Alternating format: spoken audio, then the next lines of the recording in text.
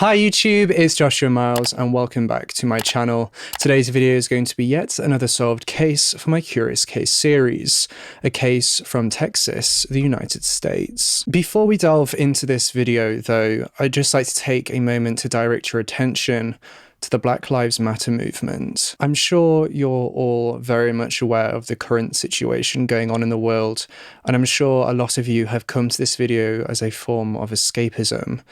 I've left links in the description which contain details with what you can do to help, from petitions to donations to just educating yourself on the matter. Please do not comment on this video with your opinions and stances on the movement, and focus your comments on the case discussed in today's episode instead. This video is about the case of Geraldine Davidson and not the Black Lives Matter movement, and I ask that you remain respectful when discussing it down below. If you have a case that you want me to cover on this channel, then head over to requestacase.com and submit the case information there. I check the submissions constantly, so make sure you submit as much information as possible when sending a case my way. If you are not already following me on Twitter and Instagram, then make sure you are. My handles on both platforms is @itsjoshuamilesyt. I also have to briefly say that a lot of information in today's case was very difficult to find on the internet, so I've used the Wicked Attraction See No Evil episode on this case as one of my primary sources of information.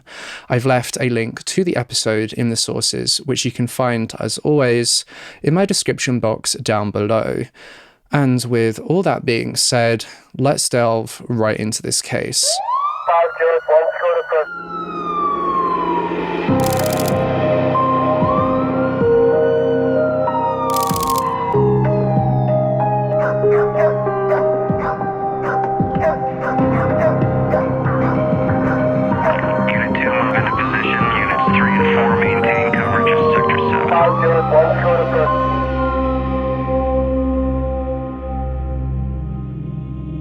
Wednesday the 26th of January in the year 2000, 84-year-old Geraldine Davidson arrived at her home in Palestine, Texas, the United States.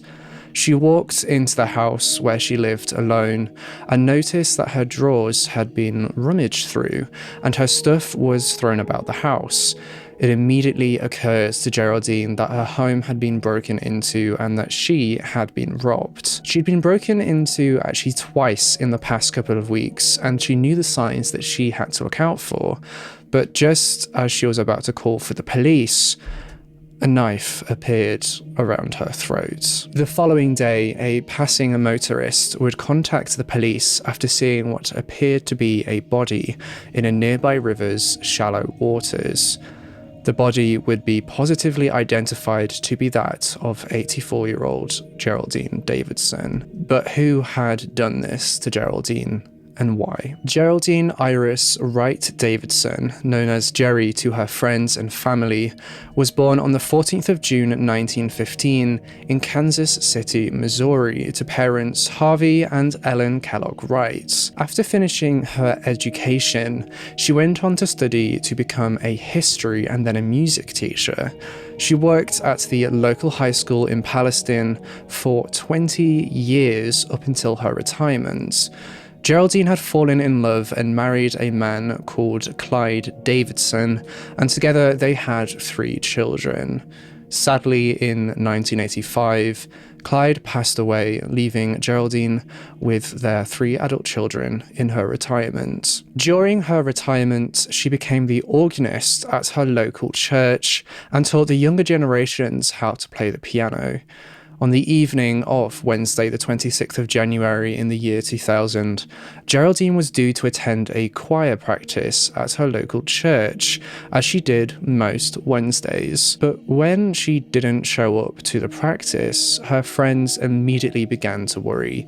It was never like Geraldine to simply miss a choir practice. She was an avid member of the choir and would have given plenty of notice if there was anything the matter. They decided to try and contact fact, Geraldine's 3 children, who, as I say, were all adults and had their own families, and they all mostly lived an hour or two away from Geraldine's home. One of her sons suggested that she might have gone to a nearby town to go shopping, which is something that she actually did quite frequently, and she might have lost track of time or gotten stuck in traffic on the way home. Now, according to some sources, Geraldine did have a cell phone, but I don't believe that she frequently remembered to take it with her wherever she went. Some other sources say that she didn't carry a mobile phone with her. After all, it was the year 2000 and Geraldine was 84 years of age, so if she had become stuck in traffic, then she would have had no way to inform anyone, regardless of whether she had her cell phone or whether she didn't have a cell phone. Another theory that I read that circulated was that her phone might have run out of power. Nonetheless, Geraldine's friends, along with her 3 children, collectively decided to contact the local police station and ask them to carry out a welfare check just to make sure everything was okay. Perhaps Geraldine had taken a fall at home or fallen ill or something like that. The local police arrived at Geraldine's home at around 11 p.m. on that Wednesday and peered through the front windows of the house. They couldn't see anybody inside. All of the lights were switched off and the front door was locked. When they knocked on the front door, nobody was answering it. They couldn't hear anybody shouting from inside the house. And determined to find out more, one of the police officers decided to go to the rear of the house, where they discovered that the back door was in fact unlocked. The police officer proceeded to slowly enter the property and announced that he was entering the 84-year-old's home out loud. But when he briefly looked around, he saw that the house was in impeccable condition. Nothing seemed to be out of place, nothing seemed to have been ransacked, everything was clean and in order, though he didn't venture more than a few footsteps into the home. Suspecting that perhaps the theory that Geraldine had gone shopping and gotten lost or stuck in traffic on the way home to be true, the officers decided to leave the property. They noted as they were leaving that Geraldine's grey Buick wasn't parked on the driveway, which further added to the theory that she had driven somewhere and perhaps gotten lost. The police decided to issue a notice to all the local patrol units in the area to be on the lookout for a grey Buick vehicle, though just a handful of minutes after leaving Geraldine's home, the officers that had responded to the welfare check passed a vehicle which matched the description of the car they were looking for. They immediately decided to turn around and pull over the vehicle, speculating that it could be likely to have been Geraldine coming home, and they wanted to ensure that she was okay. However, when the police pulled over the grey Buick, Geraldine wasn't sat behind the wheel. Instead, there was a man behind the wheel with 4 passengers in the vehicle. When the officer asked to see the driver's license, he said that he didn't have his license with him. Then, when he was asked whether he had the vehicle registration with him, he also responded by saying that he didn't have that either.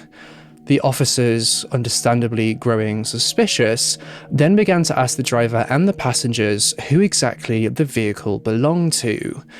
But nobody inside of the car could give an answer to the officers' questioning, so they decided to run the car's plates through their database to see if they could determine whether it was perhaps a family member's or a stolen vehicle or their biggest fear, whether it was in fact Geraldine's. A few minutes passed before the results came back from the plate check, and these results confirmed the officers' biggest fears. The vehicle with 5 individuals inside belonged to the now missing 84-year-old Geraldine Davidson. But where was Geraldine, and how did these people get her car?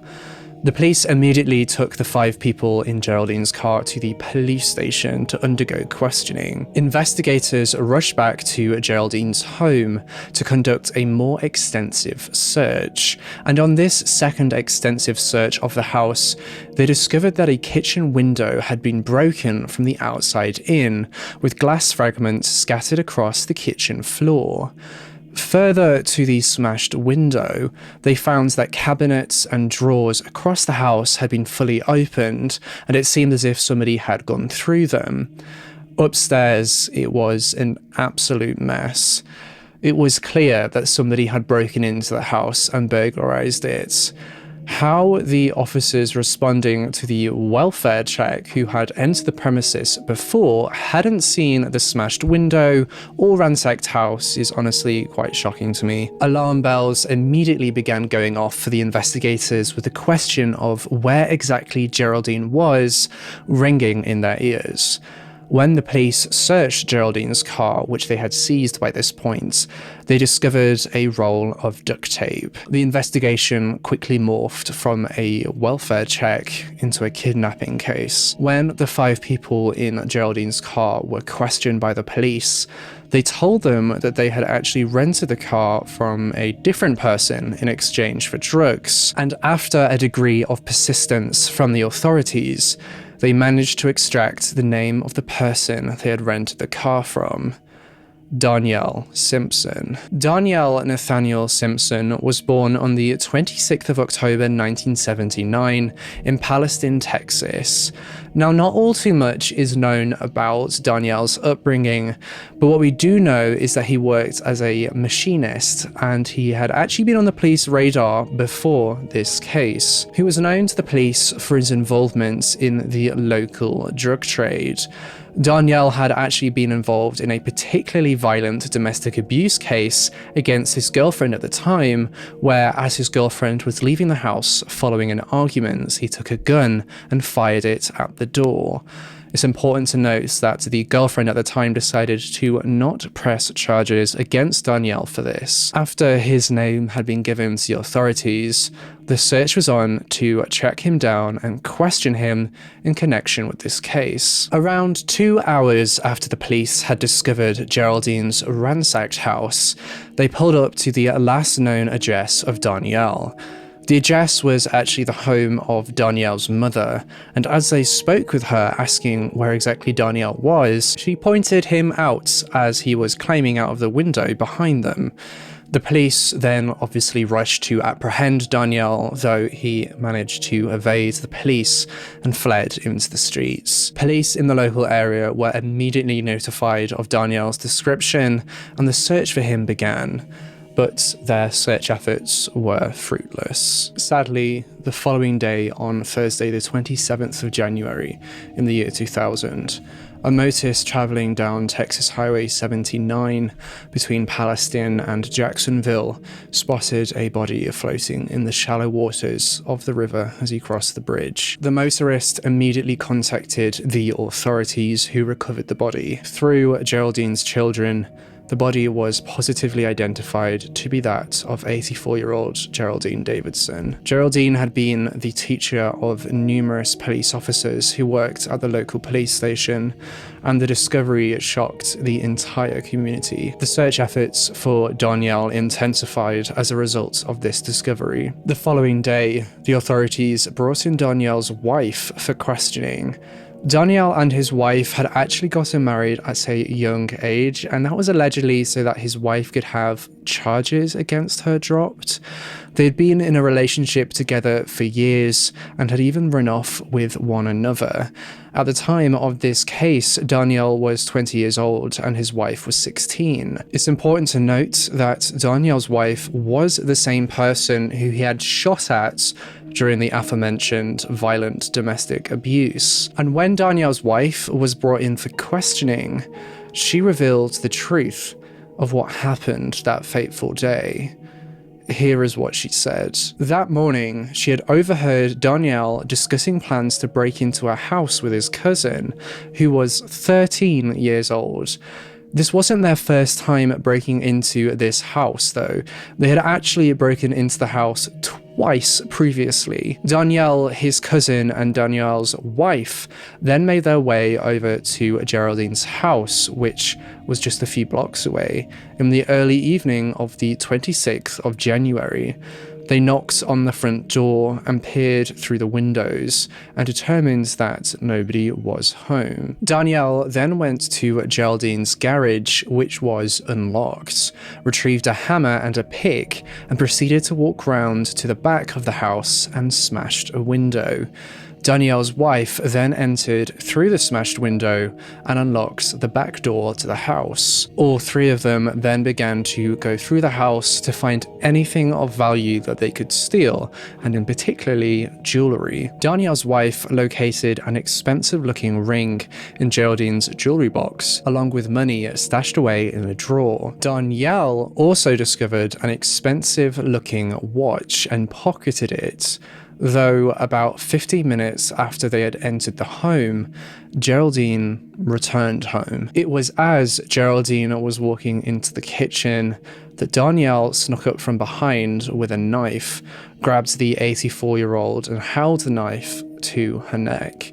He demanded that Geraldine gave him her money, and so she pulled all the cash she had in her purse out and handed it over to Danielle. Danielle then instructed his wife and 13-year-old cousin to restrain the 84-year-old widowed mother of 3 while he went and fetched some duct tape and a pillowcase. Upon his return, he bound her hands together with the duct tape and further sealed her mouth shut with the tape. He then demanded that his wife tape Geraldine's legs together before forcing the pillowcase over her head. Danielle then picked up Geraldine, threw her over his shoulder, and carried her outside before throwing her into the trunk of her own vehicle, the grey Buick. Following forcing Geraldine bound with duct tape into the vehicle, Danielle climbed into the driver's seat, with his wife and cousin getting into the passenger seats. The three then decided to drive to a friend's house to purchase drugs. They actually drove to multiple different houses in their search for drugs, and after unsuccessfully trying to buy crack cocaine, they bought some marijuana. It's important to note that throughout this entire affair, Danielle and his wife were acting joyously and as if they hadn't just kidnapped an elderly woman and stuffed her into the trunk of the car. After buying the drugs, they decided to drive the 10 or so miles from Palestine to the nearby town of Grapeland, where Danielle's aunt lived with another one of Danielle's cousins. Crazily, when they arrived, Danielle brought this cousin to the rear of the vehicle, popped the trunk open, and showed off that he had kidnapped Geraldine. Geraldine, undoubtedly terrified for her life and in a state of panic, and who needed regular medication, asked Danielle politely whether he had her medication. Danielle responded by shouting at her to shut up before slamming the trunk closed. After they left his aunt's house, they continued the parade of showing off what they had done. They drove around in Geraldine's car and visited an estimated 8 to 10 different friends to tell them what they had done, even on some occasions opening the trunk of the car to display their kidnapping trophy. It's important to note that at no point did any of these individuals that had been informed and shown what Danielle had done contacted the authorities, anonymously or otherwise. It is also further important to note that some sources state a mentality in the community that snitches get stitches, and that it was very likely that all these people were fearful of Danielle and what he would do if they did contact the authorities. Some other sources mention that a lack of trust in the authorities also played a role in this. After finishing his parade of Geraldine, Danielle picked up his 15-year-old brother, and when he revealed to his brother what he had done, his 15-year-old brother suggested that they should kill her, and so the group drove to the end of a dead-end road, violently threw Geraldine from the trunk of the car to the ground, and together Daniel and his brother proceeded to retape her arms and legs, but this time a lot tighter, though they decided then that they were too hungry to do anything at that time, so threw her back into the trunk of the car and drove to their favorite restaurant to buy hamburgers and french fries. The entire time they were in the restaurant, Geraldine, alone and afraid, remained locked in the trunk of her own car in the car park. After finishing their meal, they decided it was finally time to get rid of Geraldine. They drove to the Neches River, I'm not entirely sure it's pronounced, and reversed the car up to the riverside so they could easily throw Geraldine in. But they didn't intend on just throwing her in the water. Daniel pulled her from the trunk and kicked Geraldine in the face. It is likely that further beatings also occurred at this point too. Daniel's brother then grabbed some rope from the car and tied it tightly around Geraldine's legs, as Daniel tied the other end of the rope to a cinder block. They then threw the cinder block into the river, picked up Geraldine by her arms and legs, and swung her into the water. Geraldine was alive and conscious throughout this entire ordeal, and due to the cinder block weighing her down and the tight bindings around her arms and legs, she sadly succumbed to the environment and drowned. It's speculated that the group stood and watched her struggle in the water, watching and laughing at her final moments. After murdering Geraldine in torturous cold blood, the group decided to go and try and purchase some more drugs. They ultimately ended up renting the car out, Geraldine's car, to a group of people for a few hours in exchange for substances. Though at this point in the investigation, after questioning Daniel's wife, they still did not know where Daniel was, the man responsible for coordinating this gruesome murder. The police did locate, arrest, and charge Daniel's 13-year-old cousin and his 15-year-old brother in connection to this case. Daniel's wife was also charged due to her involvement. On the 31st of January in the year 2000, the police held a press conference where they revealed that they had managed to successfully locate and arrest Daniel Simpson. He was charged with capital murder. He had been found in a house known to the police for its drug activity. Interestingly, he was also on probation at the time for aggravated sexual assault. He'd been arrested in 1998 and charged with sexual indecency with a child, and was served a deferred adjudication with 10 years probation, along with 600 hours of community service. It is also alleged that Daniel had molested his sister's 9-year-old daughter. The trial against Daniel Simpson began on the 29th of November in the year 2000. He faced the death penalty if found guilty by the courts and the jury.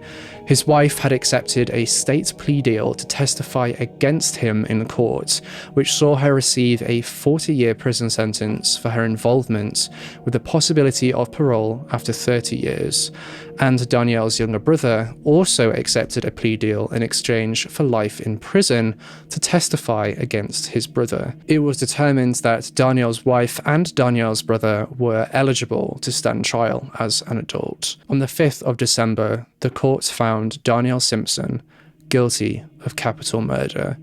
He then received the maximum sentence on the 8th of December, the death penalty. Daniel's 13-year-old cousin also pleaded guilty and received 14 years in a youth commission facility. Daniel appealed his death sentence numerous times, in one appeal claiming to have mental disabilities, but they were all denied by the court. The trial for his execution was set on the 18th of November in the year 2009, where, after a lethal injection, he was pronounced dead at 6:32 p.m. Daniel's execution was attended by members of his family, as well as members of Geraldine's family. In the lead up to the lethal injection, he expressed his love to his family and his friends, though he never once acknowledged or showed remorse to the victim's family for what he had done. Daniel's 13-year-old cousin was paroled in 2007 at the age of 21. From 2007 to 2013, he was under adult parole supervision for the remainder of the sentence. Daniel's wife is eligible for parole in 2030. But what do you think of this case? The brutality and joyous ways that these individuals carried out the murder of Geraldine in cold blood shakes me to the core. The pure evil that it took to carry out such a senseless and completely unnecessary murder is undeniable. Daniel's lack of remorse in his final moments further goes to show that, and I do personally believe that in this case, the death penalty was completely justifiable. If you've watched my content before, you'll know that I only support the death penalties in horrific cases just like this one, where the perpetrator was undeniably guilty and riddled with evil. It's important to note that Daniel did try to argue in court that he hadn't actually taken part in the murder, but rather was just a lookout who remained in the car. But his violent history, the previous child molestation charge, and the further allegations and the testimonies from those who knew him weighed heavily against his claims. He had told the jury that his 16-year-old wife and 15-year-old brother had been the ones that had thrown Geraldine into the river, and while I believe that is entirely possible that they could have had the strength to do so, I do believe that it wouldn't be a likely scenario to have occurred. Daniel also served his time on death row in solitary confinement, leaving him 9 years to think about what he did, and even after those 9 years, he refused to acknowledge the family and showed no remorse, just plain evil. I do also believe that his wife should have received a life sentence for her part in this case, just as Daniel's 15-year-old brother did, rather than the 40 years prison sentence with the possibility of parole after 30 years. It's undeniable that she had direct involvement, and I don't agree at all with the lesser sentence. I have seen some sources discuss that as she was a survivor of domestic abuse, she had gone along with the kidnapping and murder out of fear of Danielle. I do have to refer to the testimony that went around happy and joyously showing off what they had done, and with taking the domestic abuse that she has survived into account, I still am unable to agree with the 40-year sentence. I'm interested in knowing your thoughts on that, so please do let me know down in the comments section below. It is also very important to note that not one of the individuals that had witnessed and been shown Geraldine in the back of her car in the parade of the kidnapping prior to her death were prosecuted at all. Some sources I read when researching this case did claim that a law in Texas was passed called Geraldine's Law, which made such a concealment of a crime illegal, though after searching through the Texas Constitution and statutes, I was unable to find anything relating to this Geraldine's Law. If any of you are from Texas, have you heard of this law? It's also unclear how exactly this law is alleged to operate. If anyone could provide an insight on that, I would greatly appreciate it. And that's everything that I have for you in today's case. Subscribe to this channel if you want to see more true crime episodes just like the one in this video, and hit that bell icon so you could be notified every single time I post a brand new Curious Case episode. I post a new episode twice weekly, usually on Wednesdays and Sundays at 9 p.m. UK time. Any scheduling changes I announce over on my social media. You can find me on Instagram and Twitter on the handles at itsjoshuamilesyt on both. If you have, as I said, any case suggestions, be sure you head over to requestthecase.com and submit the case there. And with all that being said, I'll see you in the next case.